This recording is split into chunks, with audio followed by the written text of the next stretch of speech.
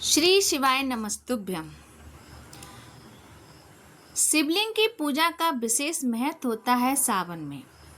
सावन के सोमवार के दिन विधि विधान से पूजा करना और उनको धतूरा, बेलपत्र, दूध, शहद, दही आदि चीज़ें चढ़ाने और शिवलिंग पर 7 जगह चंदन लगाने से भगवान से प्रसन्न होकर भक्तों की सारी मनोकामनाएं पूरी करते हैं।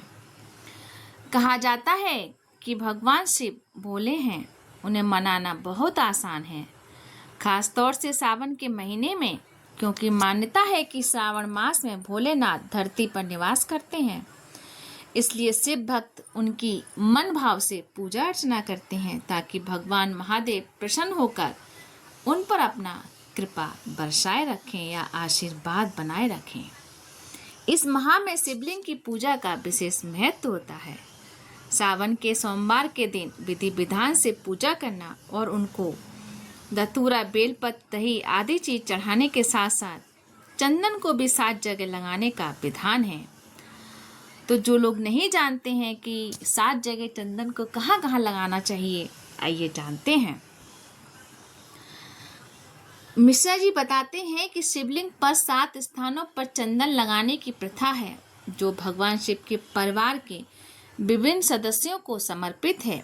ये स्थान है शिवलिंग, जलाधारी, गणेश जी का स्थान, कार्तिकेय जी का स्थान, अशोक सुंदरी का स्थान और नंदी के दोनों सिंह। शिवलिंग का मुख्य स्थान है जहाँ चंदन का लेप शिवलिंग के ऊपर लगाया जाता है। जलाधारी वह स्थान है जहाँ से जल बहता है। ये स्थान माता पार्वती को समर्पित है। गणेश जी स्थान दाईं ओर है और जलाधारी के ऊपर का स्थान गणेश जी का भी माना जाता है। शिवलिंग के बाईं ओर जलाधारी के ऊपर का स्थान कार्तिकेय जी का माना जाता है। जलाधारी से बहने वाले जल के रास्ते पर अशोक सुंदरी का स्थान माना जाता है। नंदी जो भगवान शिव के वाहन है, उनके दोनों सिंगों पर जो सींग होती हैं उन पर चंदन लगाया जाता है। शिवलिंग के चंदन के पीछे के स्थान भी शिवलिंग पर चंदन लगाने का विशेष महत्व माना जाता है। मतलब कि जो शिवलिंग होता है जहाँ से आप पूजा करते हैं उसके पीछे भी शिवलिंग लगाना चाहिए। ये ध्यान रखना महत्वपूर्ण है कि ये 7 स्थान धार्मिक मान्यताओं और प्रथा पर आधारित हैं और विभिन्न परंपराओं में थोड़े थोड़े भिन्न हो सकते हैं। भगवान शिव की पूजन करते समय उपरोक्त 7 स्थानों पर चंदन अवश्य लगाना चाहिए। इससे भगवान शिव के साथ उनका पूरा शिव परिवार भी प्रसन्न होकर अपने भक्तों पर कृपा बरसा। भगवान शिव का परिवार हमें अपने परिवार के साथ सम्मिलित और संगठित होकर रहने की सीख देता है।